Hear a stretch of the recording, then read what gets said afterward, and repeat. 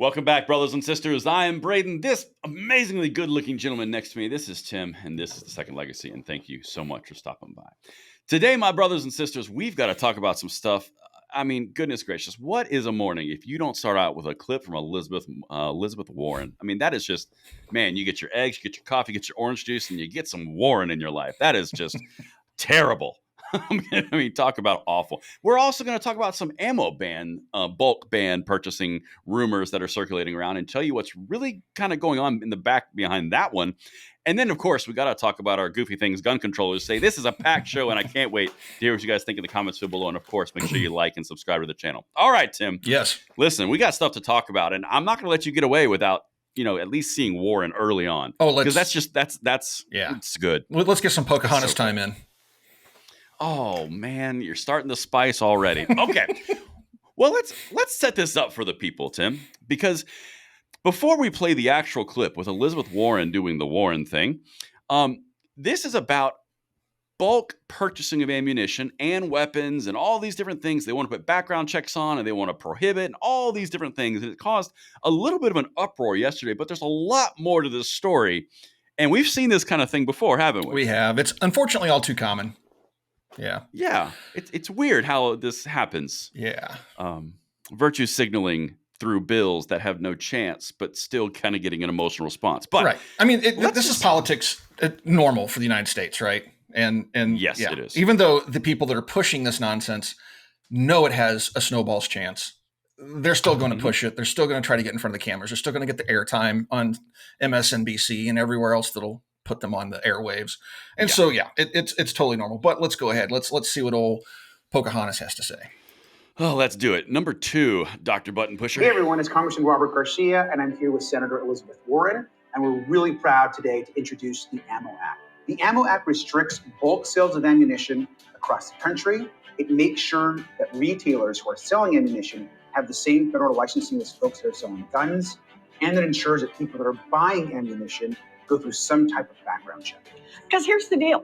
Right now, there are no federal restrictions on sale of ammunition. And that makes no sense at all. As we know, thousands of people across the country lose their lives to gun violence every single year.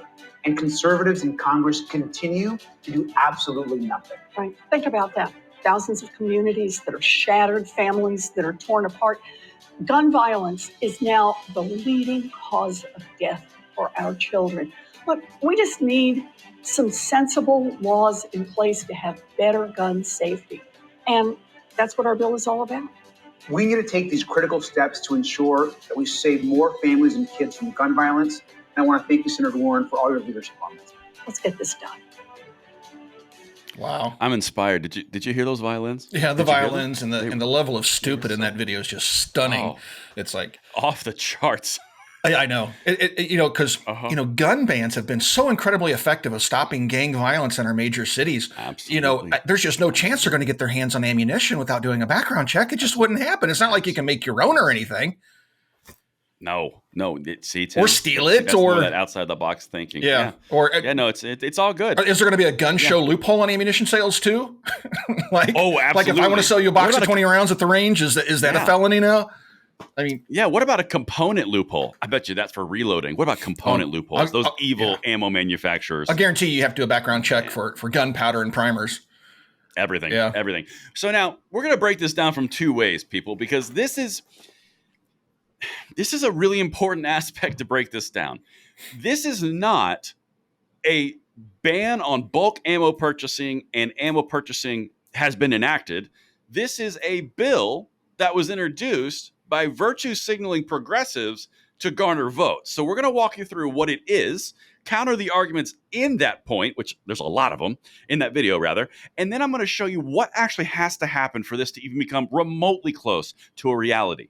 Because and Tim, we got to say this before we start.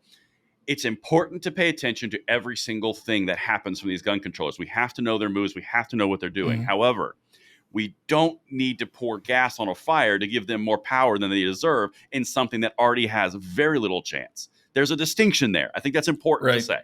Yeah. I mean, So let's get into the first half and delve into the second half. because there is Yeah, so yeah. much to talk about here. I don't want to get the, I don't want to There get is. I don't want to get the streams crossed, and that's my reference to you're right. Ghostbusters. So yeah, let's. Well, thank you for clarifying Ghostbusters, because there's going to be some comments down there that I'm going to be like, Tim, you brought that on yourself. All right. So let's just start with the idea of a background check for ammunition, because that's worked out so incredibly well, Tim, Mhm. for California, for Massachusetts, all the other states that do it. I believe I'm Yeah. a little fuzzy. I think Chicago does it, or excuse me, Illinois does it for state level, and I think New York does it as well. I don't know all of them off the top of my head, but there's a bunch of them, and it doesn't work. They all have It doesn't. gun violence. I could have No, I could have swore it's they were weird. saving the world by passing all these laws, and they Yeah. and you know it's not the criminals that are the problem, it's the guns. So if we can just focus on the guns and focus on the ammunition and never talk about the criminal, well, we can fix this. We don't have to address the real problem. We can just put a Band-Aid over here that feels good, that we know will do nothing, that has historically done nothing, but boy, it certainly gets people to the polls and then gives folks online something Oh. to talk about. Wait, the polls? Tim, are you implying that this is a bill that they would introduce just to garner votes in some sort of face recognition and video clips and notoriety going into an election season? Yes, That has because- no chance of passing? Yeah, because you know how this works. Like, we put this bill out there, it would have saved every American's life, but those obstructionist Republicans wouldn't let it onto the floor for a vote. That's all this Every is. time. That's all this That's is. exactly it. Yeah, that's all this That's is. exactly it. And I think that's an important piece that we're on this back end. When we cap this out, that's an important piece. So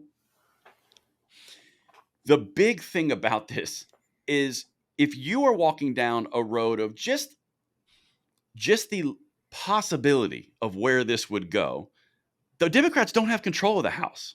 That's where this was just brought in, Tim. Not only does it not work, not only do background checks not work, like the universal background checks fallen flat, not all the different bills they put forward have mostly fallen flat in regards to this. They don't even have control of the House. Yep. They don't have control. The filibuster's still in place. It's an election year. Yep. Like, what they are doing is they are utilizing your rights in a bill that is free for them to put forward, and they are marketing it so that they can get votes for themselves and build their pro-gun bona fides Mhm. while making your rights the patsy to do it. And then they throw in some other things like gun violence, the number one cause of death of children in the United States, which is abjectly false and a lie. We've refuted it multiple times. We know it's number 2 because number 1 is the 800,000 babies that somehow go missing every year that they support. But if you can run that gauntlet and actually get born, yeah. now we care about your life. And so I would say the number 1. Wow. I'm just saying, not taking a stance one way or the other. I'm just pointing out the You're not wrong. hypocrisy. You're not wrong. Pointing out the hypocrisy. You're not wrong. We care about lives. Some of them. Some of Some them. of them. Medium. Once they're about when this it suits big, my purposes. yeah. When they're this big, not so much. well, When they're this big, oh we my- start to care a little bit. When we're this big, and now they can almost get to voting age. Now we're really going to concern ourselves with their Now their we're well-being. going to care. Now we're going to care more. Yeah. So the other thing about what you're talking about is, this is the exact same woman that was in the streets with protesters in front of the SCOTUS when the Dobbs decision came down, raging about the fact that abortion was the number one right of women that was being abused, and it was a handmaiden's tale. All the while, here we go. Mhm. It's a little awkward. To It your point. is. I mean, to your point, because that's why we point these things out, folks. It's not to take a position on these hot button issues necessarily. It's to point out the hypocrisy in their logic, because the whole point of pointing out the hypocrisy is they don't really care, right? All they care about is power. All they care about is maintaining power, and to accomplish that, they need to deny you access to your rights to bolster their power, and that's what this all boils down to. Exactly right. It's not about gun control; it's about people control, and they want to control you. Mhm. But we've said that many times, and it's an absolute truth. Oh, and they absolutely. prove us true every time they get in front of a camera. Mm-hmm. And even though this was really badly produced, I mean, you and I could do significant. Oh, the cut scenes are horrible, dude. It's Oh, like a man. first year YouTube guy with all the cut cut scenes. Yeah. But if you're- Gun. It's like, geez, But- man. But if you are a first year YouTube guy on the pro gun side, stay at it. You'll get there. All right. Yeah, absolutely. I want to throw something. Oh, 100%. More the merrier. So I want to throw something out here, Tim. I want to go towards the legislative reality of this, because I think this is the other part of that conversation, which is a really important piece to say. So, excuse me, you got your PhD, Dr. Button Pusher. Could you hit one for us? Let me just read this to you, Tim, because I think this is an important piece. Let's see here. If we are going to truly solve gun violence, this is from the introduction speech by the sponsor you just saw. Let's see what did I just say. Yes. If we are going to truly solve gun violence, we must focus on not just weapons, but also ammunition. That means addressing how we license, sell, and regulate ammo. Again, this is not new. They've tried this before nationally. Mm-hmm. In many parts of the country, it's easier to buy ammunition than it is to register to vote. Ooh, emotional string, which is dumb. In most of the country, you can walk into a convenience store or pharmacy and purchase as much ammunition as you want without ever showing any ID. The Ammo Act requires licensing to sell ammo, enacts background checks, cracks down on straw purchasing, restricts bulk sales, and institutes record keeping and data sharing across the country.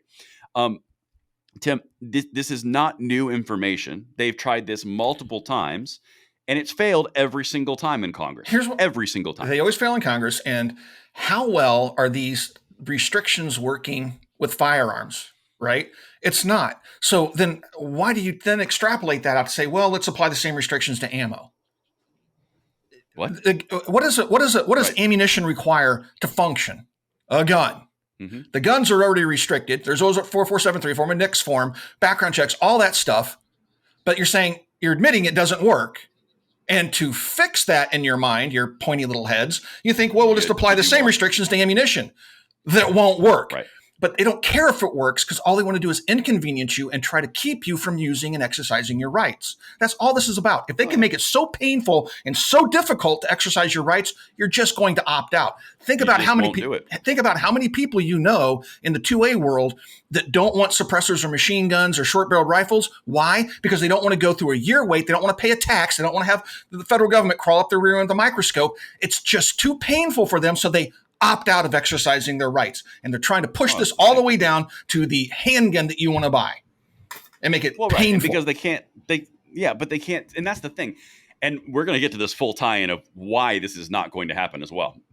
But that's the thing, Tim. If you look at all the polling that's out there, no one wants a ban on handguns. No one. No. Not even Democrats. I mean, like a majority of Democrats don't want a ban of handguns. And they know that. So they can't go right after the handguns. Mm-hmm. They got to go after the ammo. That's what they always do. But anyway, so now that we've listed out what they've said, we've pointed out some blatant, obvious issues, and we've kind of walked down the history. Let's walk through what actually has to happen here, Tim. And this is the important piece that I hope you guys are still with us on.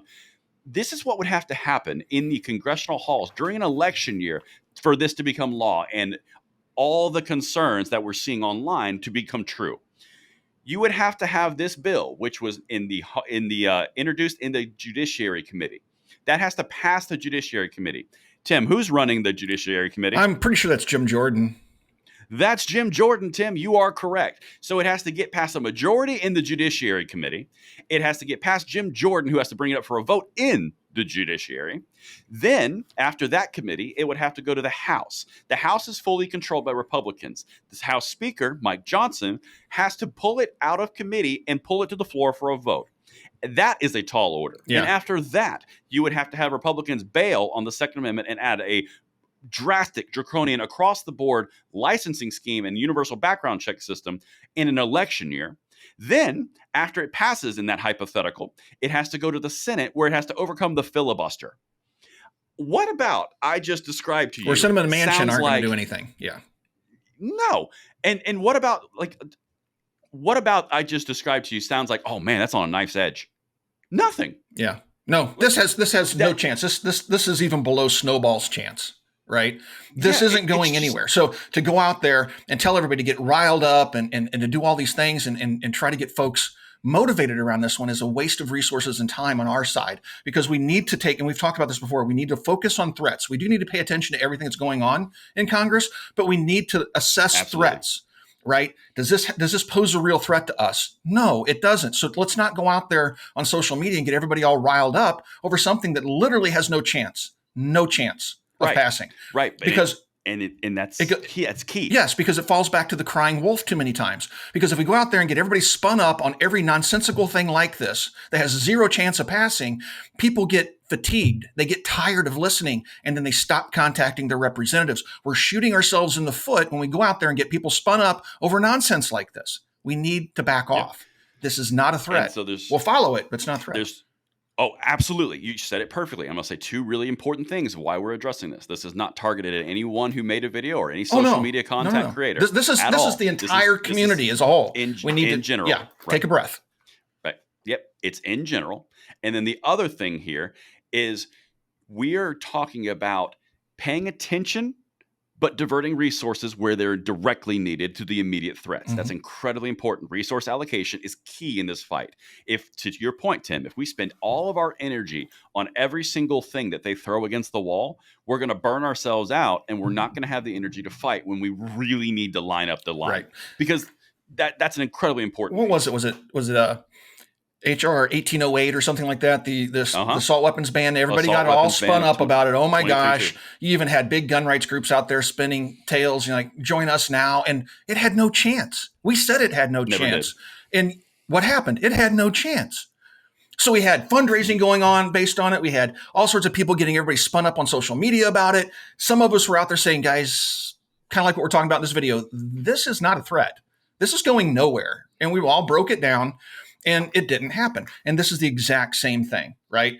We have to actually less threat. We have to honestly less. Yeah, than I would say it's even less of a threat. So we have to pick our battles. We have to definitely monitor what's going on, but we have to be very selective in what we get people spun up about and contacting their reps about, because even we can get fatigued. The activists and even the Congress critters can get fatigued when you're blowing up their phones over stuff they know has no chance.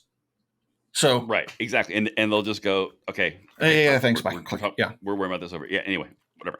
Right. And I think we put a pretty good cap on that. Okay. So, you know what I think I love, Tim? I think I would love, and I'm sure the second legacy would love it as well. A little goofy things that gun grabbers say. How's that sound? Let's throw that one up. Yeah, this is a good one. All right. So this is a good one. So we ran across an article this morning, and this is actually not a tweet or anything. This is just actually an article from ABC News. Listen to this headline. Capitol Police find gun with giggle switch after armed men crash into barricade. All right, Tim, listen. We're that a doing technical term? Right? I was going through the NFA looking for giggle switch. I couldn't find it. I was totally stumped by this article. Don't worry. The ATF's going to sneak that one right in. But we're doing something right, Tim. If we've got the mainstream media putting out terms like giggle switch. Yeah. And here's the funny thing. That's a boomer, not a Zoomer phrase. Or word, right? It totally is. Yes, that's an old giggle switch goes back to my youth, right? We called them giggle switches when we were kids. So if it predates me, that puts it right in the boomer generation, and you don't hear Zoomers talking about giggle switches. Right. So and you know what I love about this goofy things that gun grabbers say? G3. You know what I love about this one? This is actually also buttressing our point that gun control is a complete failure, because you want to know what caused them to write that article, Tim? Let's just show you what it cost them to do that. So this is number 4. Capitol Police, this is DC Capitol Police, say 2 men crashed a stolen car into a barricade outside the Capitol and led officers on a foot chase before they were arrested Sunday.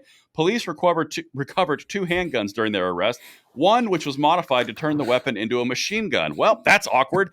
And finally, number 5, this is what was converted. In the car, police found a Glock handgun with a 22-round extended magazine, Tim. Did they call it? See, they screwed up. They had the chance to say extendo, but go ahead. Extendo magazine. Exactly, extendo.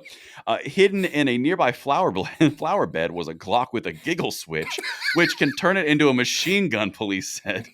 Both are facing several charges, including carrying a pistol without a license, unauthorized use of the vehicle, and unlawful possession of a machine gun. This is in D.C., Tim, where said giggle switch was found. Yeah. That's not possible because that you can't have extended magazines in D.C. There's laws. So you know what's weird? So one thing that's turning the entire gun industry and political system on its head right now are 3D printers, right? They don't know. We see bills being introduced to require background checks to buy a 3D printer, all this stuff, because they don't know how to regulate 3D printers, because we are able in this country, as of right now, this recording, we're legally able to manufacture our own firearms, right? And so people are out there. I follow several of them on Twitter, and they're constantly coming up with new stuff. And you download the files, you can print them out yourself and make your own firearm, perfectly legal. But there's also an element out there that makes Giggle switches. They're Glock switches. You'll see them on Giggle Amazon. switches. You'll see people printing them out and so this has become like I just watched a video of some gangbangers, I think in Chicago. They're all showing their guns. One kid even had like